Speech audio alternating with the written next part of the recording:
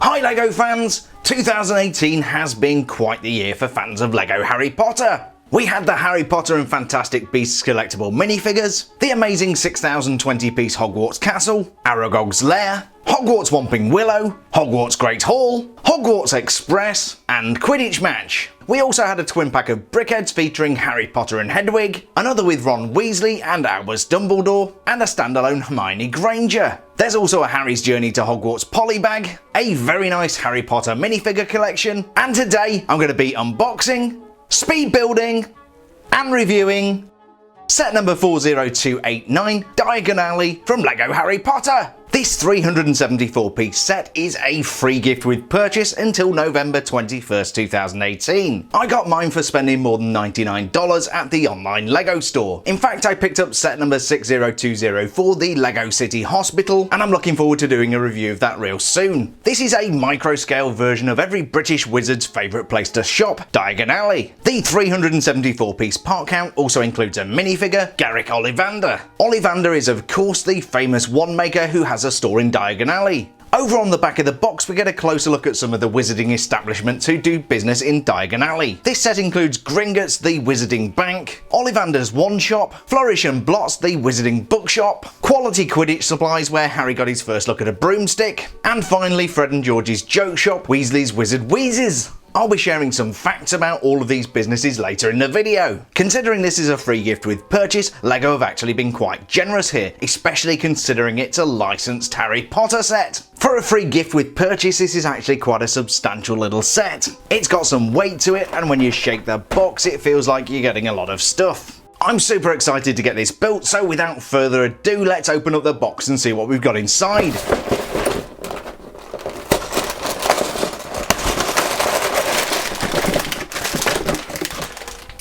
Here's everything that came inside the box. We've got 4 numbered bags of LEGO labelled for stages 1 and 2. A 70-page instruction booklet. And a 14x2 grey plate. I'm going to go ahead and put together the Microscale Diagon Alley, and today this is going to be a 60-second speed build.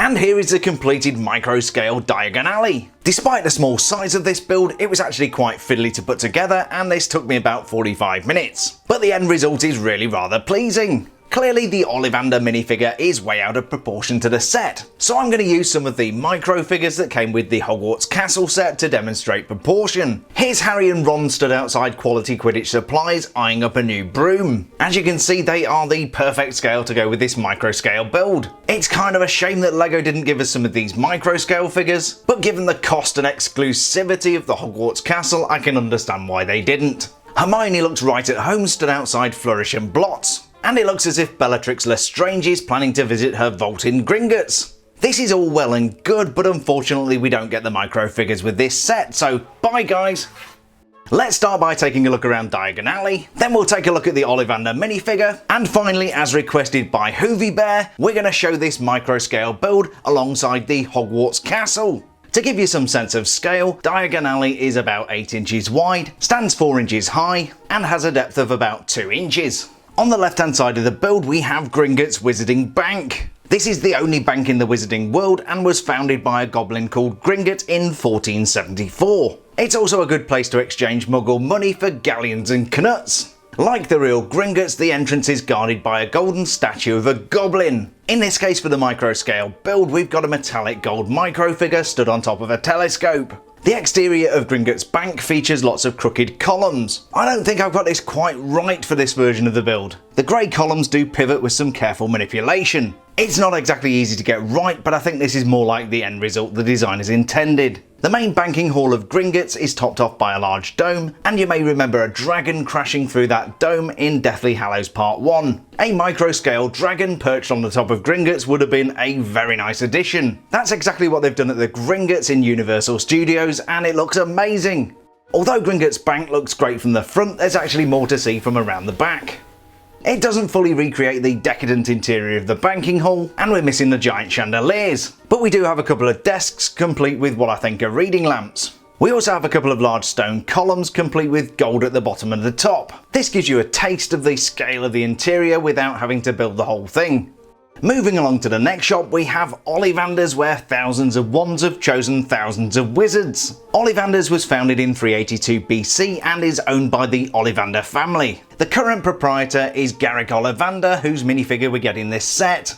Ollivanders is fronted by very large bay windows on 2 levels. If you've seen the inside of Ollivander's store, you'll know that he's got shelves mounted up to the ceiling. Ollivander's needs all of this space to hold shelf upon shelf upon shelf of all different types of wands. The upper floors above the shop are not exactly screen accurate. In reality, there would be several more floors of living space. Interestingly, we've got some brown studs stacked up outside. I presume these are maybe barrels of goods or cauldrons waiting to be sold.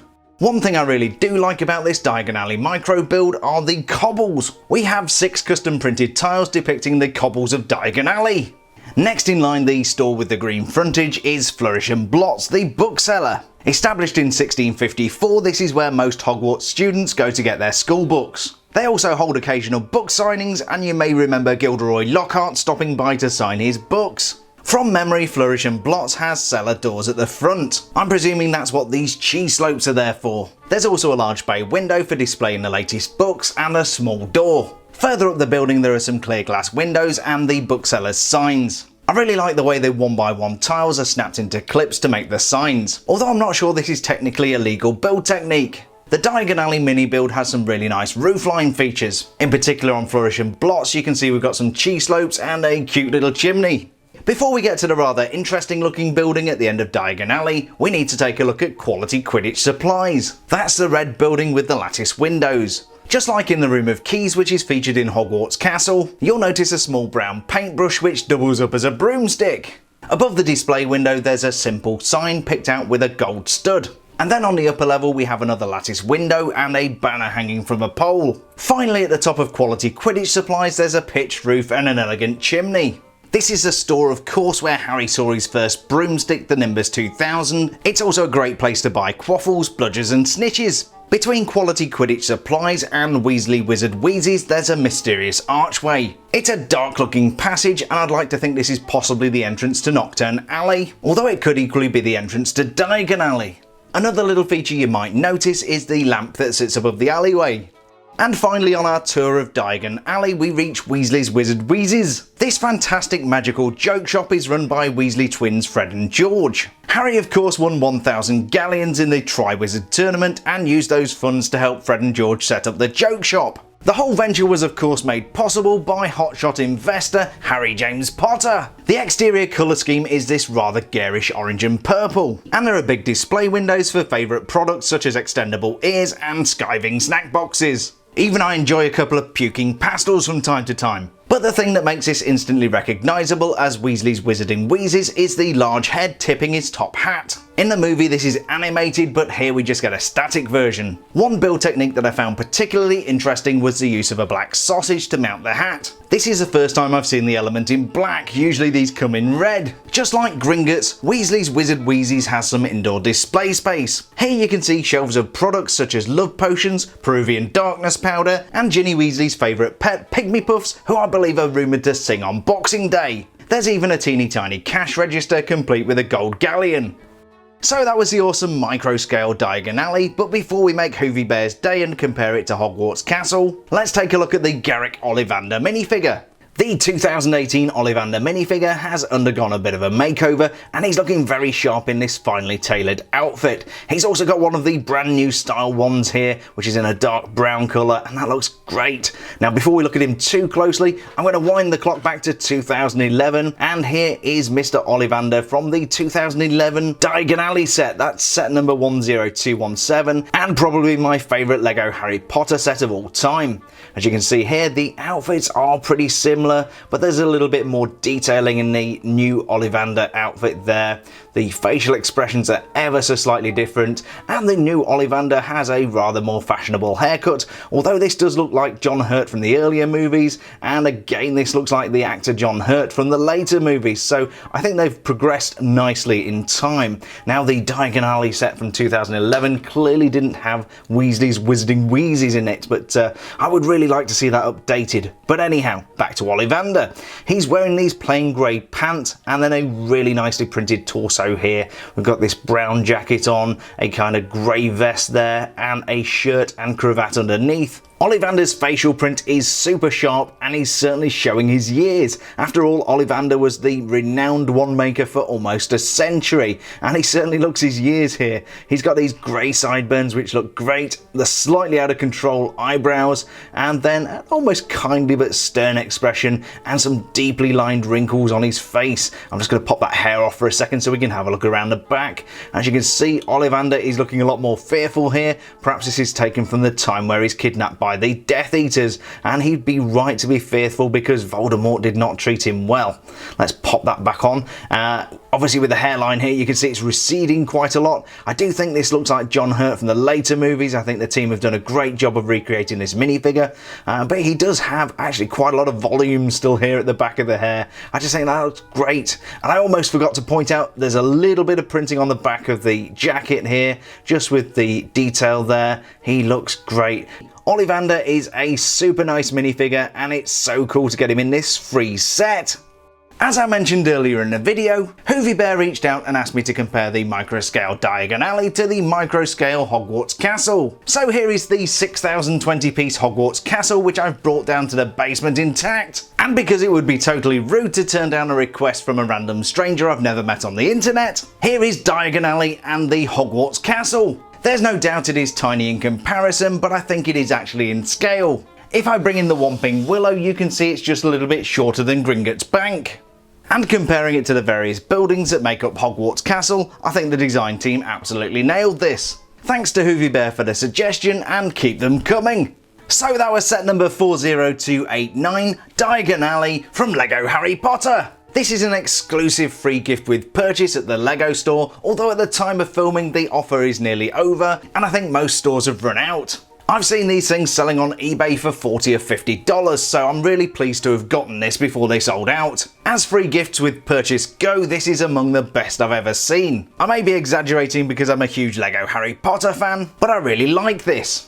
It's not a terribly accurate recreation of Diagon Alley, but all of the main features are there. Gringotts is very recognisable, as is Weasley's Wizard Wheezes. It definitely helps to have seen the movies a few times to recognise the other buildings, but overall this is a really nice little freebie and a great addition to the 2018 LEGO Harry Potter lineup. The Microscale Diagon Alley is a super, if not fiddly build, and to get the Ollivander minifigure as well really puts the frosting on top of the cake. If you've not already got one of these, they might be a little bit difficult to find, but if you're a true LEGO Harry Potter fan, these are well worth seeking out to add to your collection, and prices may come down over the next few weeks on eBay.